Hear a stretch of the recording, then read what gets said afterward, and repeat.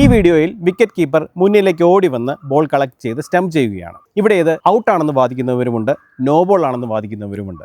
Cricket നിയമം അനുസരിച്ച് ഇവിടെ എന്താണ് തീരുമാനമുണ്ടാവേണ്ടത് നമുക്ക് നോക്കാം. ക്രിക്കറ്റ് നിയമം അനുസരിച്ച് ഒരു വിക്കറ്റ് കീപ്പറുടെ പൊസിഷനും ചലനങ്ങളും സംബന്ധിച്ച് വ്യക്തമായ നിർദ്ദേശങ്ങളുണ്ട്. വിക്കറ്റ് കീപ്പറുടെ പൊസിഷൻ സംബന്ധിച്ച വീഡിയോ ഇവിടെ വിശദമായ ഒരു വീഡിയോ ആയി ചെയ്തിട്ടുണ്ട്. നമുക്കിനി മൂവ്മെന്റ് സംബന്ധിച്ച നിയമങ്ങൾ എന്തൊക്കെയാണെന്ന് നോക്കാം. ഒരു ബോൾ പ്ലേയിലാവുന്നത് മുതൽ, അതായത് ആ ബോൾ എറിയാനായി ആ ബോളർ തൻ്റെ റണ്ണപ്പ് സ്റ്റാർട്ട് ചെയ്യാൻ തുടങ്ങുമ്പോൾ, അഥവാ ഇനി റണ്ണപ്പ് ഇല്ലാത്ത ബോളർ ആണെങ്കിൽ അയാളുടെ ആക്ഷൻ സ്റ്റാർട്ട് ചെയ്യുന്നത് മുതൽ ബോൾ സ്ട്രൈക്കറിൽ എത്തുന്നത് വരെ ആ വിക്കറ്റ് കീപ്പർ തൻ്റെ സ്ഥാനങ്ങളിൽ യാതൊരുവിധ ചലനങ്ങളും വിക്കറ്റിന് നേരെ വരുന്ന രീതിയിൽ ചെയ്യാൻ പാടില്ല. എന്നാൽ ഈ ചലന നിയന്ത്രണങ്ങൾക്ക് 3 തരം ഇളവുകൾ നൽകിയിട്ടുണ്ട്.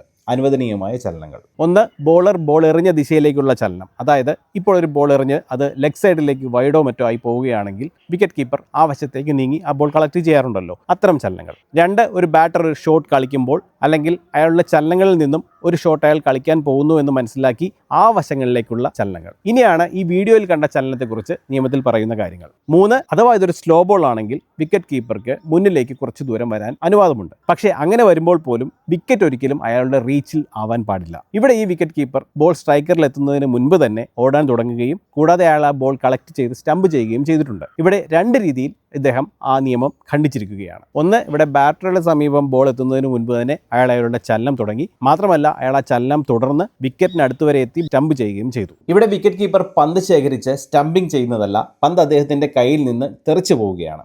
അത് ഞാൻ വീഡിയോ ചെയ്തപ്പോൾ ശ്രദ്ധിച്ചിരുന്നില്ല. എന്നാലും സ്റ്റംപിംഗ് നടന്നിട്ടില്ലെങ്കിലും പന്ത് ശേഖരിക്കാൻ ഓടി വന്നപ്പോൾ വിക്കറ്റ് അദ്ദേഹത്തിൻ്റെ റീച്ചിലെത്തിയിരുന്നു. ഇത് അനുവദനീയമല്ല. പക്ഷേ ഇങ്ങനെ സംഭവിച്ചാൽ അവിടെ നോ ബോൾ അല്ല വിളിക്കേണ്ടത്. പലരും അവിടെ അത് നോ ബോൾ എന്ന് കമൻറ്റ് ചെയ്തിരിക്കുന്നത് കണ്ടു. ഇങ്ങനെ സംഭവിച്ചാൽ അവിടെ അമ്പയർ ചെയ്യേണ്ടത് ഡെഡ് ബോൾ വിളിക്കുകയാണ്. കൂടാതെ 5 റൺ പെനാൽറ്റിയായി ബാറ്റിംഗ് ടീമിന് നൽകുകയും വേണം. കൂടാതെ അഥവാ ആ ബോൾ നോ ബോളോ വൈഡ് ആണെങ്കിൽ അതിൻ്റെ ഒരു റൺ പെനാൽറ്റിയായി നൽകുകയും വേണം. നിങ്ങളുടെ കളികളിൽ ഇത്തരം മൂവ്മെൻറ്റ് ഉണ്ടായിട്ടുണ്ടോ? ഇത്തരം സ്റ്റംപിങ്ങുകൾ ഉണ്ടായിട്ടുണ്ടോ? അതിനവിടെ നോ ബോൾ വിളിച്ചിട്ടുണ്ടോ? ഉണ്ടെങ്കിൽ അത്തരം കാര്യങ്ങൾ കമൻറ്റിൽ മെൻഷൻ ചെയ്യുക. കൂടാതെ ഇങ്ങനെ മുന്നോട്ട് എപ്പോഴും കയറി വരുന്ന ഒരു വിക്കറ്റ് കീപ്പർ നിങ്ങളുടെ സുഹൃത്താണെങ്കിൽ അദ്ദേഹത്തെയും മെൻഷൻ ചെയ്യുക.